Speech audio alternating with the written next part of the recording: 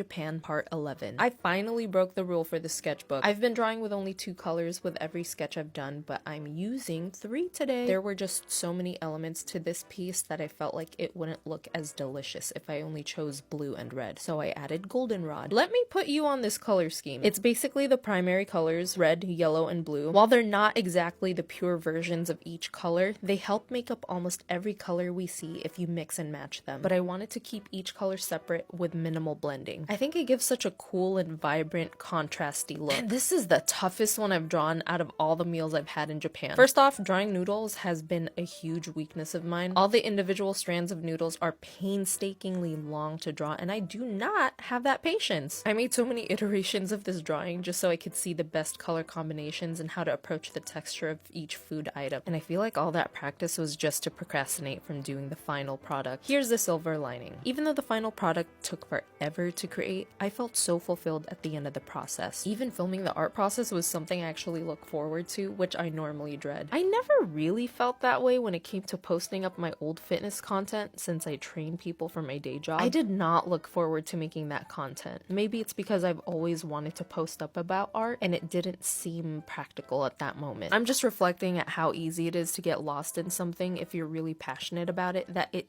really doesn't feel like work when you're finished. It reminds me of making multiple dishes to eat in one sitting, like this udon, tempura, and kakiyage, which is kind of like a prawn and veggie fritter or multiple ingredients mixed together in tempura. It's a lot to prep for, the cleanup is kind of long, and there's a lot of effort involved, but in the end you're satisfied with a variety of textures, flavor profiles, and a beautiful spread of delicious food. This piece of art is for people who love to explore and appreciate good food and the effort that goes into creating these delicious dishes. My sketchbooks are bleed proof, but in all of my examples, I show the sketchbook that I use where I draw on the front and the back, which means that you can't actually see how much bleed there is if I use alcohol markers or paint markers or whatever. So I thought I would spend today making some sample books for markets and stuff. Let's start off with some alcohol markers. The first markers I tried out were the Art Beak alcohol markers, which I use all the time. Next, I tried the Blick Studio alcohol markers as well, made sure to label them. This third one is Copic markers, of course. I also made sure to clearly label things as well, so just anybody could pick up this sample page and know exactly what it was about. I also just decided to do Sharpies because they're infamous for how much they bleed. And here's what the back looks like after all that blending.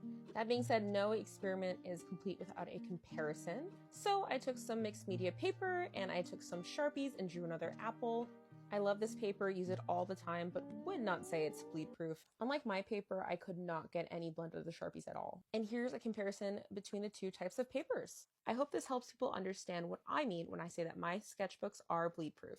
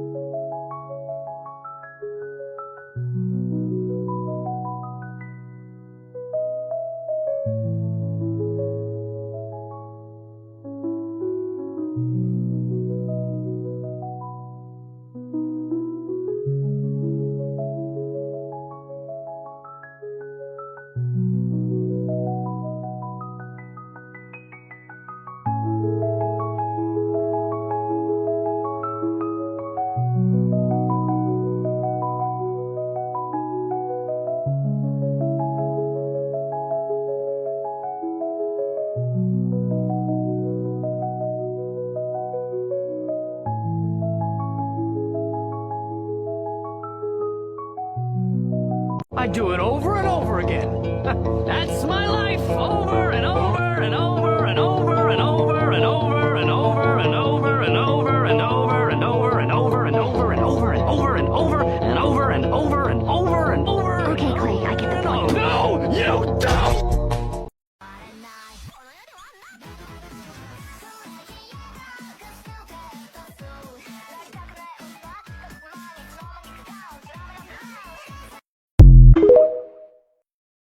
Oh, my old sketchbook. How nostalgic. Let's see what's inside. 今のディオには何かできるのと見求めてムスタープラチナが動けんなら無駄無駄無駄ばかり言ってらんないよな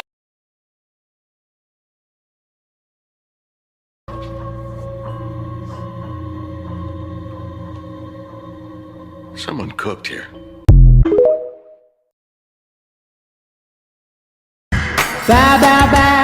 Babylon, sacred whore I call upon. Babylon, sacred whore I call upon. Babylon, sacred whore I call upon.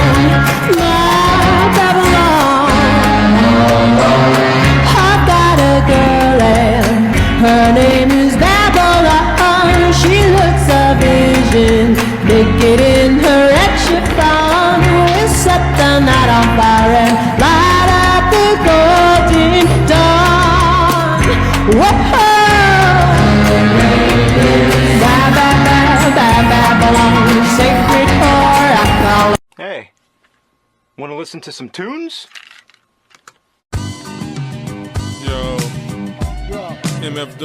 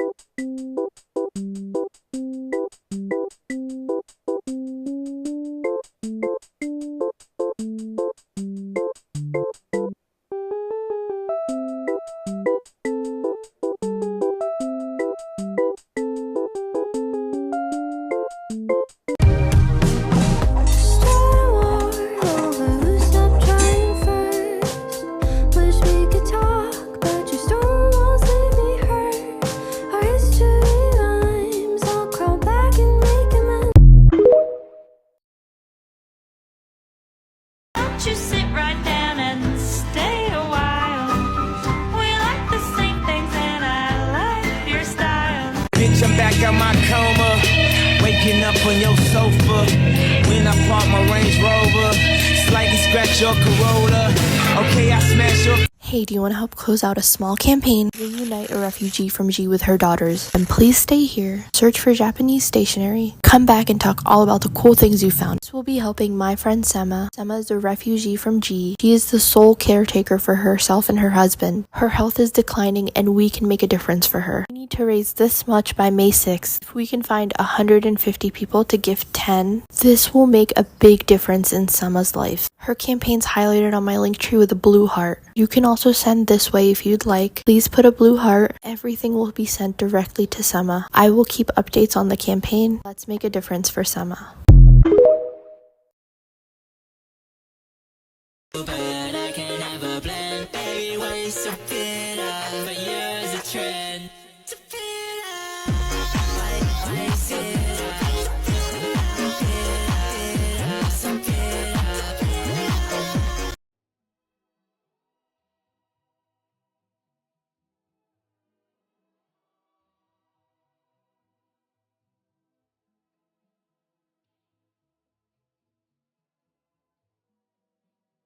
What?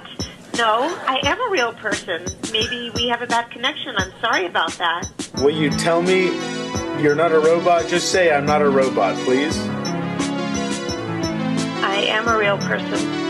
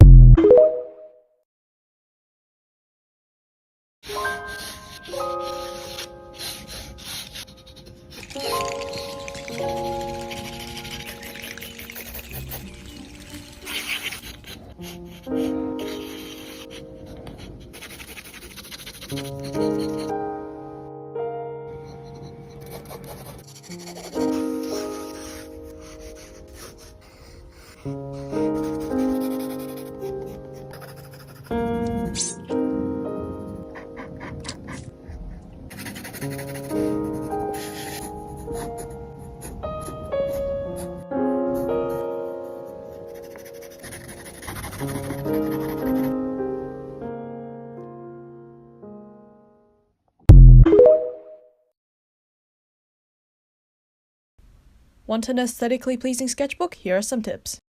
Keep in mind you do not have to have a pretty sketchbook. This is only if you're like me, you are demotivated when your sketchbook just doesn't look as pretty as you want it to be. Tip 1, use a colored pencil. You don't have to, but for me personally, they just kind of hit different. Tip 2, use colored pencil and gray lid. As stated, just hits different. Tip 3, add color to most prominent features. Tip 4, add a block of color to your favorite sketch. Tip 5, one of my favorites, just getting some marker and coloring the whole sketch and then aligning it with something of the darker color. For example, this orangey thingy with the red pen. Any water-based marker will do. Sometimes I use the Tombow dual brush marker, but sometimes I even go with Crayola. Whatever works for you, gang. Now remember, this is your sketchbook. You can do whatever you want with it. These are only tips that help me not give up and cry in a corner every 5 fucking seconds. Have fun sketching! Going through and rating my old sketchbook. We love her.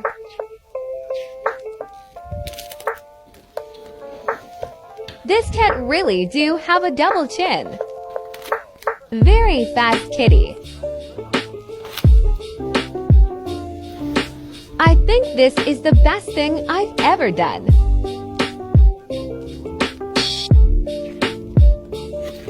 I finally learned how to blend markers. Bless. Love this burp. I should have finished shading. We don't talk about the scratches, okay?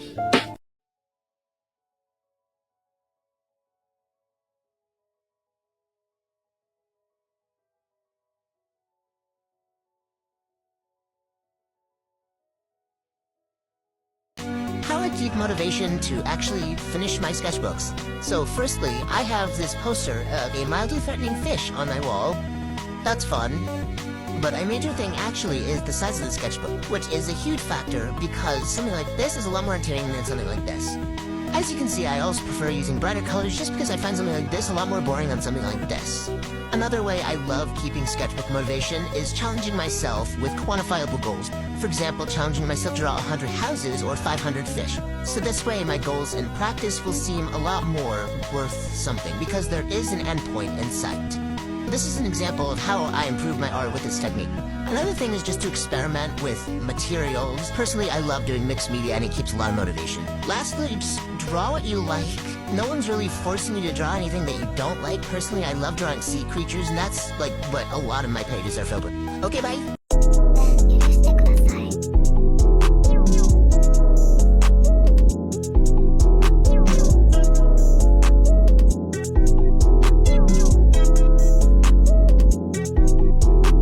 I bought this beautiful sketchbook for myself several years ago so I could put my pressed flowers in it. And then the other day I remembered I still had it and I hadn't done anything with it. My mom is a science teacher and she gave me this giant flower press that she used when she was in college. And I've got that thing full of pressed flowers and I want to put more in there. But this journal was always intended to have those pressed flowers in there, but also to use as like a scrapbook for my gardening.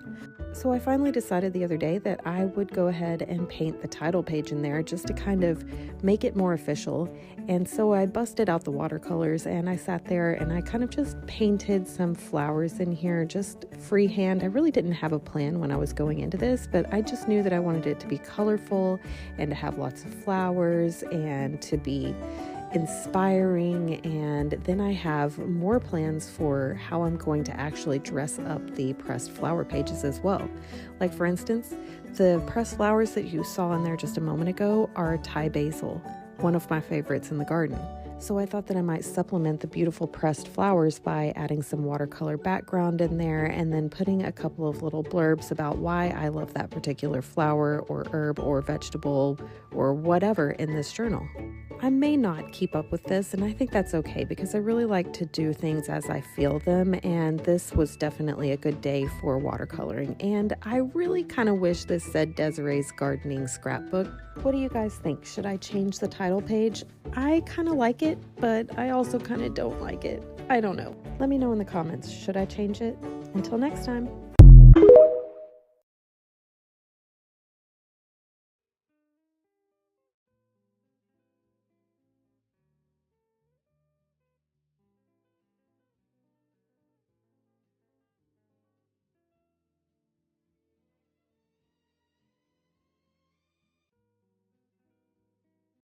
Where do you go when you disappear all day?